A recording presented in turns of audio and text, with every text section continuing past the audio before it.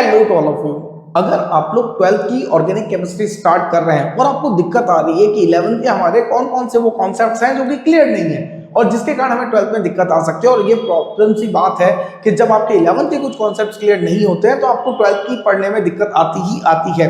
तो मैं आपके लिए लेके आया हूँ वो सारे कॉन्सेप्ट जो कि आपके 11th के बेस्ड होंगे 12th में। मेरा ये लेक्चर ध्यान से देख लीजिए। इस एक लेक्चर में मैं आपको लगभग वो सारी चीजें बता दूंगा जो कि आपके 11th के जो कॉन्सेप्ट्स हैं जो 12th में काम आने वाले हैं, और कौन कौन से मेजर कॉन्सेप्ट्स हैं जहां पर आप रखेंगे उन्हें, ताकि आपके कॉन्सेप्ट्स बिल्कुल क्लियर हो। मैं कुछ कॉन्सेप्ट्स की बात करूं तो हम लोग सबसे पहले बात करेंगे दैट इज इंडक्टिव इफेक्ट। ये इफेक्ट इलेक्ट्रॉनिक इफेक्ट आपको आने चाहिए। दूसरा रेजोनेंस इफेक्ट, क्लियर है। तीसरा आपको बात करें कंपाउंड्स का हाइब्रिडाइजेशन आपको निकालना आना चाहिए। चौथे की अगर हम लोग बात करें तो sigma and pi bond calculations आपको आने चाहिए। फिफ्थ पॉइंट की बात करें तो ये inductive effect acidic and basic strength किन किन फैक्टर्स पे डिपेंड करती है ये आपको आनी चाहिए। एंड सिक्स्थ वन की बात करें तो एक टॉपिक आता है न्यूक्लियोफिलिसिटी, ये आपको पूरा आना चाहिए। नेक्स्ट अगर बात करें तो सिक्स्थ यहां से सेवंथ पॉइंट की अगर बात करें तो इंटरमीडिएट कौन कौन से स्टेबल होते हैं उनके बारे में आपको पता होना चाहिए। कौन कौन से इंटरमीडिएट होते हैं, दैट इज कार्बोकेटायन, कार्बेनाइल, ठीक है। क्योंकि ये चीजें कहां कहां काम आएगी, ये तो हर जगह काम आएगा, ये हर जगह काम आने वाला है। ये चीज आपके काम आने वाली है SN1 एंड SN2 का मेजर पोर्शन यहीं से काम आने वाला है। तो हम लोग अब देखें कि कौन कौन सी रिएक्शंस है जो कि हर जगह यहां पर काम आती है, जो हमें नहीं आते हैं। कुछ टॉपिक में इस सेशन पढ़ाऊंगा, ये सीरीज 1 टॉपिक है। हर एक टॉपिक में मैं कुछ ना कुछ पढ़ाऊंगा। 12th को पढ़ने से पहले इनको देखें, ये मेरे कुछ एक लेक्चर्स होंगे जो आपके 12th के पहले की ऑर्गेनिक में हेल्पफुल होंगे। मैं इस सेशन में लगभग चीजें बताने की कोशिश कर रहा हूं। सबसे पहले मैं बताता हूं आपको, जो पहला पॉइंट आता है दैट इज बॉन्ड क्लीवेज, के बॉन्ड को आखिरकार तोड़ना कैसे है। मैंने बोला मेरे पास कार्बन सिंगल बॉन्ड कार्बन है, मेरे पास दो तरीके से बॉन्ड टूट सकते हैं। First one is the homolytic cleavage, second one is the heterolytic cleavage. मैंने इस बॉन्ड को यहां तोड़ा, एक इलेक्ट्रॉन यहां और एक इलेक्ट्रॉन यहां था। अपना इलेक्ट्रॉन इसका इसके पास और इसका इसके पास। अगर ये क्लीवेज होता है then the free radicals are form, दो फ्री रेडिकल, इन्हें हम लोग क्या बोलते हैं, कार्बन फ्री रेडिकल, क्लियर है। अगर हम लोग सेकंड बात करते हैं, अगर मैं ऐसे ना तोड़ूं और इसको मैं तोड़ूं हेटेरोलाइटिक से, हेटेरोलाइटिक का मतलब इस दोनों बॉन्ड को मैं किसी भी एक कार्बन की तरफ पहुंचा दूं। आप देखते हैं मैंने जैसा यहां पे बता रखा है, इस ब्लू पेन से इन दोनों कार्बन्स को मैंने यहां से पहुंचा दिया।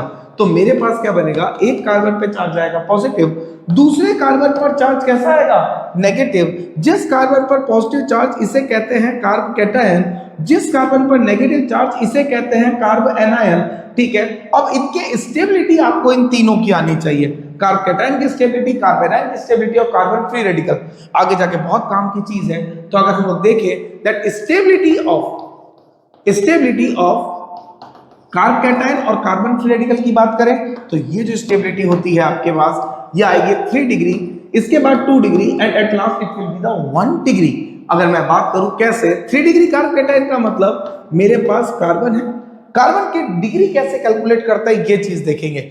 जिस कार्बन के पास एक कार्बन मेरे पास टोटल है, इस कार्बन की टोटल वैलेंसी कितनी, 4, उन 4 में से कितनी वैलेंसी कार्बन ने भरी, ये हो गया 1, ये हो गया 2, ये हो गया 3 और ये हो गया 4। जितनी वैलेंसी कार्बन भरेगा वो उतनी ही डिग्री का होगा। जैसे मान लीजिए कि ये हमारे पास कार्बन थे, अभी हम लोग इनको देखते हैं, 4 वैलेंसी है। अगर मैंने बोला कार्बन की 4 में से एक वैलेंसी कार्बन ने भरी तो ये कार्बन मेरा क्या कहलाया, 1 डिग्री। अगर 4 वैलेंसी में से अगर कार्बन की कोई भी 2 वैलेंसी कार्बन भरता है तो ये कार्बन क्या कहलाता है मेरा, 2 डिग्री। अगर कार्बन की 4 वैलेंसी में से कोई भी 3 वैलेंसी कार्बन भरता है तो ये कार्बन क्या कहलाता है मेरा, 3 डिग्री। और अगर कार्बन की चारों वैलेंसी अगर दूसरा कार्बन ही भर दे तो ये जो कार्बन है ये क्या कहलाएगा, 4 डिग्री कार्बन कहलाता है। दैट मीन्स हम लोग इनको और नाम से भी जानते हैं, primary carbon, secondary carbon, tertiary carbon, और आपके पास आता है क्वाटरनरी कार्बन, क्लियर है। मैंने और भी सेशंस इसके लाइव में दे रखे हैं, आप मेरा इंडक्टिव इफेक्ट नाम से सेशन देख सकते हैं जहां मैंने कंप्लीट इंडक्टिव इफेक्ट के बारे में बता रखा है। आपको आई इफेक्ट का भी मैं सेशन मैंने यहां पर डाल रखा है, आप यहां से देख सकते हैं जहां मैंने इंडक्टिव इफेक्ट, आई इफेक्ट को बहुत डीपली एक्सप्लेन कर रखा है। देन रेजोनेंस वगैरह भी मैं यहां पर बताऊंगा। अब इन कार्बोकेटायन के पास ये हुआ स्टेबिलिटी ऑर्डर किसका, कार्बोकेटायन और कार्बन फ्री रेडिकल का। और अगर मैं बात करूं कार्बोएनायन की, stability of carbanion, carbanion की बात करें then this will be the 1 degree 2 degree और 3 डिग्री। इनको एक्सप्लेन मैंने डिटेल में अपने लेक्चर्स में कर रखा है। अभी हम लोग सिर्फ वो देख रहे हैं कि बैकअप के लिए कौन सी चीज इंपॉर्टेंट है। तो वहां से हम लोग देखें तो कार्बन की स्टेबिलिटी कौन सी आई, 3 डिग्री 2 डिग्री और 1 डिग्री। और क्वाटरनरी कार्बन हम लोगों ने ये देखे तो ये कार्ब कैटायन की स्टेबिलिटी का ऑर्डर था और ये कार्ब कैटायन की स्टेबिलिटी का ऑर्डर था। इसीलिए हम लोग याद करने की भी ट्रिक देते हैं यहाँ पर, कार्ब कैटायन जितना भारी उतना पॉजिटिव, क्लियर है, और जितना पॉजिटिव उतना ज्यादा स्टेबल आएगा यहाँ से, क्योंकि हम लोग ये जानते हैं कि स्टेबिलिटी होती है 1 अपॉन चार्ज, जितना चार्ज ज्यादा आता है उतना स्टेबिलिटी क्या होती है, कम होती है। देन प्राइमरी, अब इनका यूज कहां पर आता है, जिस कार्बन से, जैसे मैंने बोला प्राइमरी हैलाइड, सेकेंडरी अल्कोहल, ठीक है, तो ये कैसे निकालते हैं, मैंने बोला जिस कार्बन से जो जुड़ा हुआ है केवल वही उस कार्बन की डिग्री के साथ उस कंपाउंड को बताएगा। मैंने बोला आपको बनाना है primary alcohol, that means primary alcohol का मतलब OH group is attach to, और OH किससे अटैच है, OH किससे अटैच है, 1 डिग्री कार्बन से।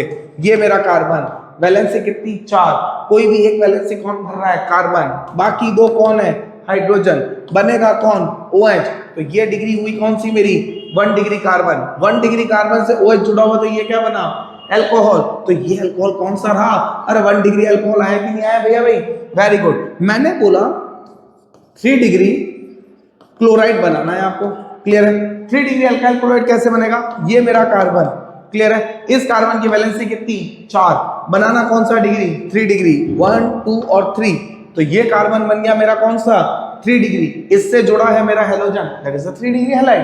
मैंने बोला आपको बनाना है 2 डिग्री आपके पास अल्कोहल बनाना है, क्लियर है, 2 डिग्री क्या बनाना है, अल्कोहल।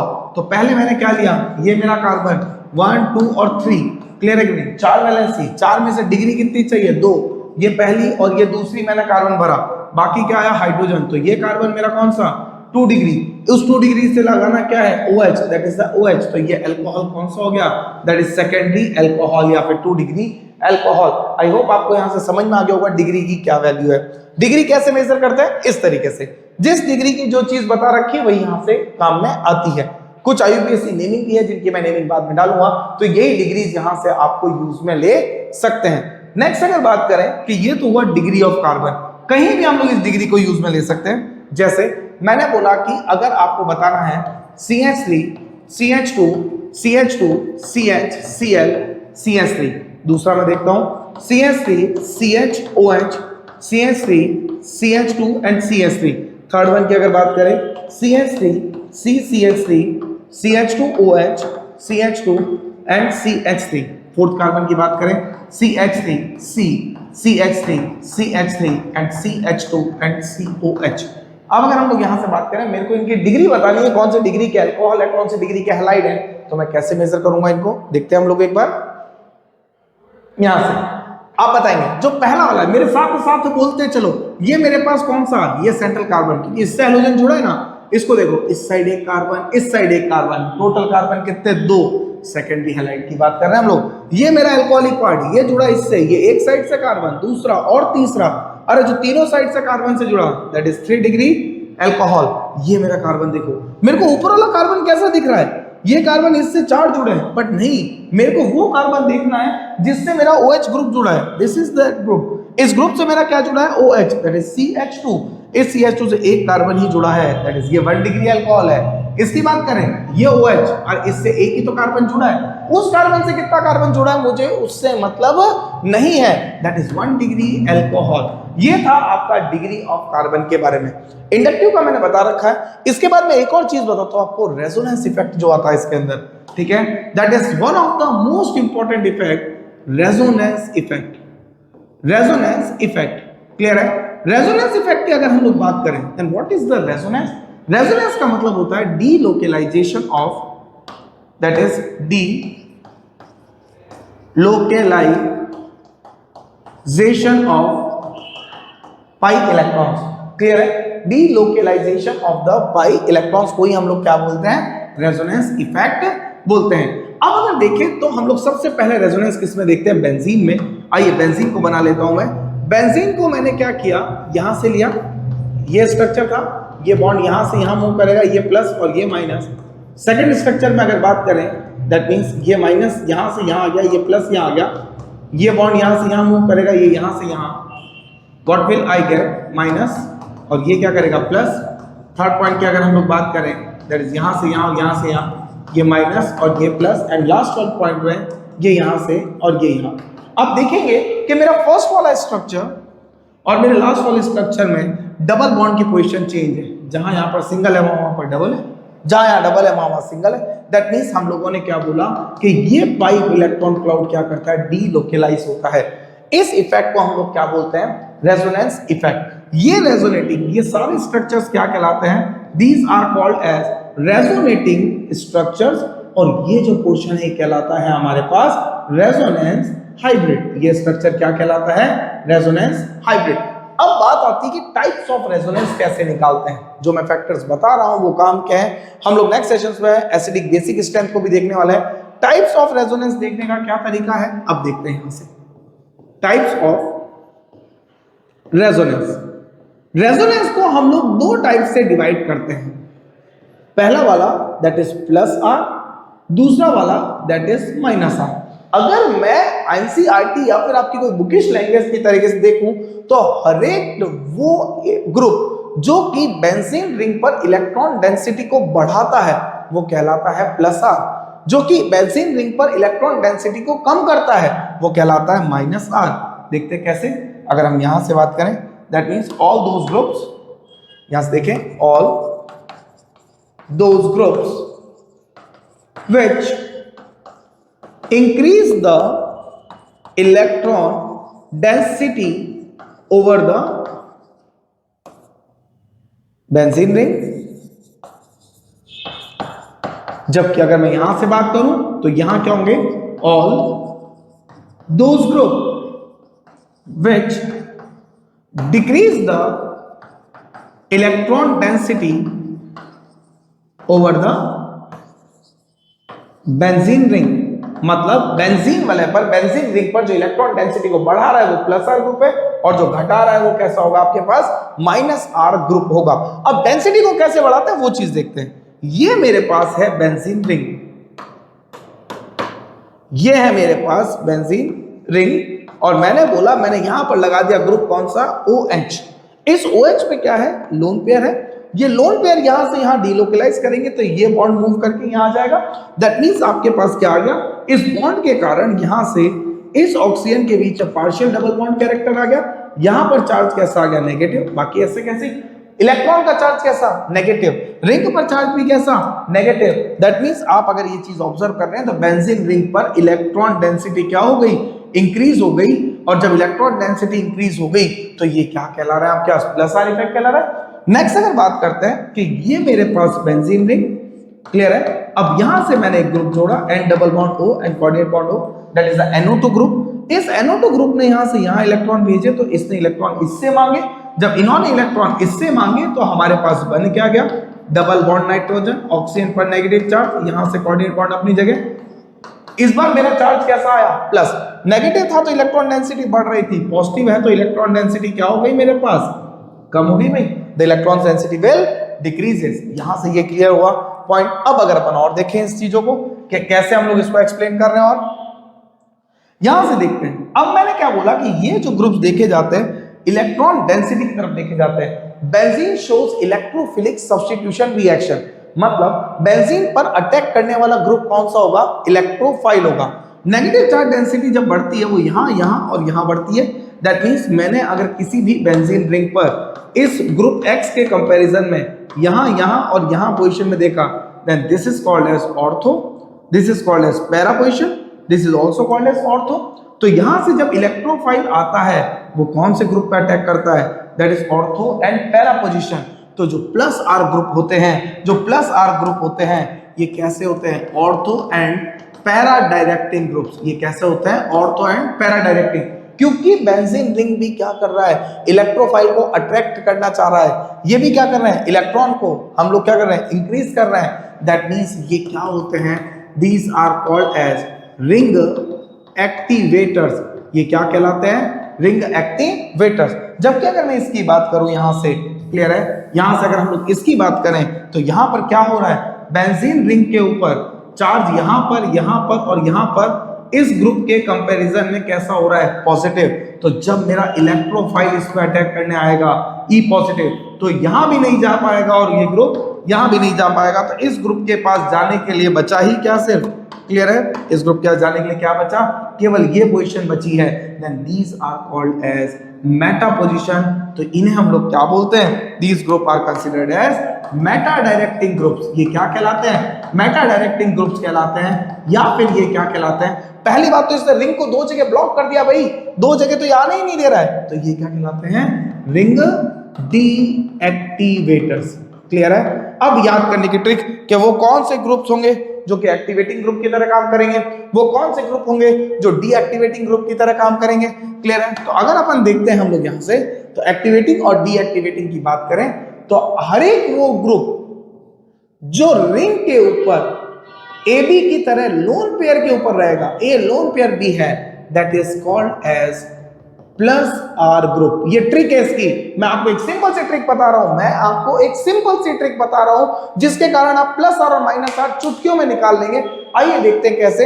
हर एक वो ग्रुप जिसके ऊपर लोन पेयर है वो कहलाता है प्लस आर ग्रुप, और हर एक वो ग्रुप जो कि आपके पास ए डबल बॉन्ड बी की तरह काम कर रहा है, that is called as minus R group. अब अगर अपन इनके एग्जांपल्स देखें तो मैं कर दूं भाई चुटकियों में काम।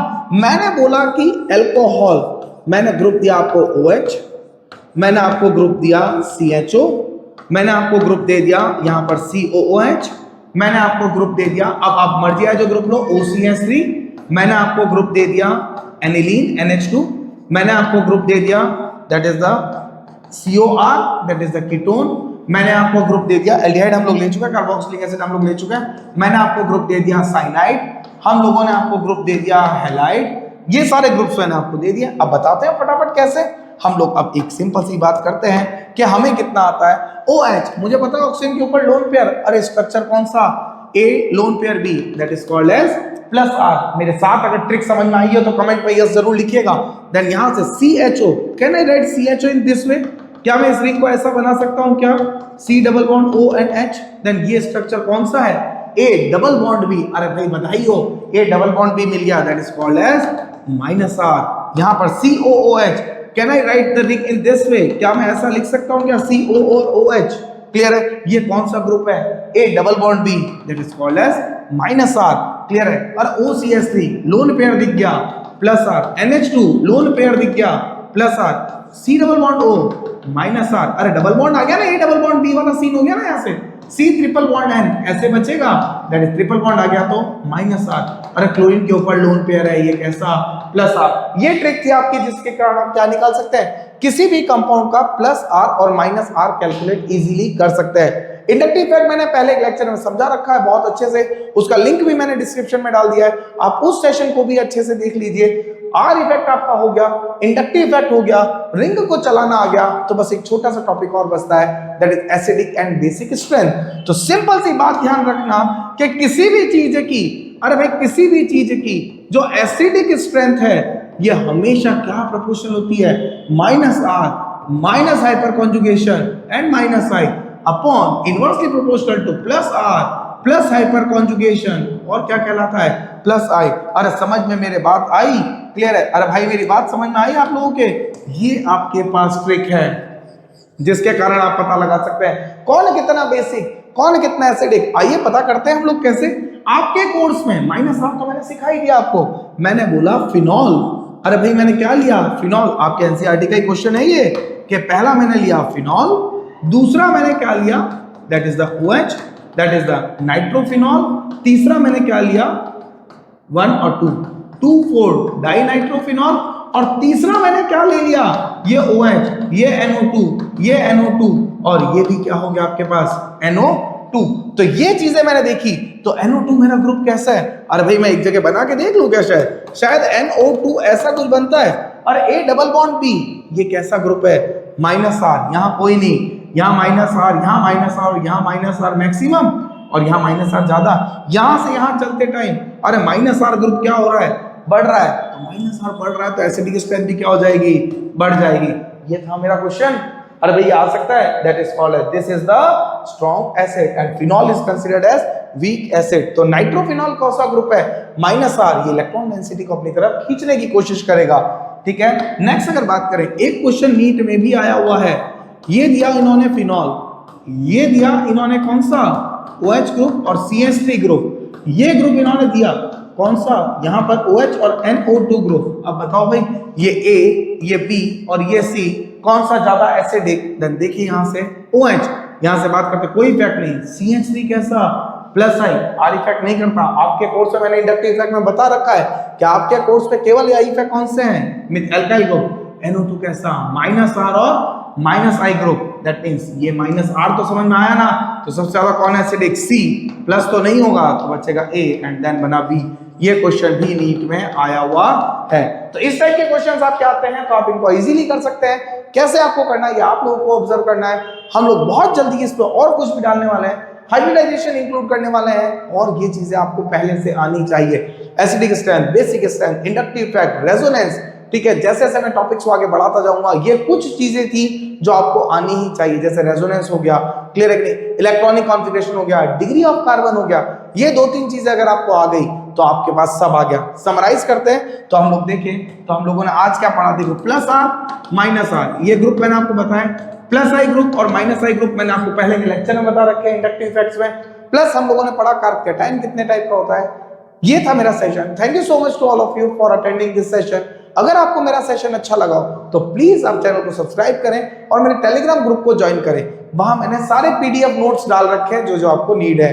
चैप्टर वाइज नोट्स वहां पर अवेलेबल है, so please join the PDF group. Have a nice day to all of you. Thank you so much. Have a nice day to all of you.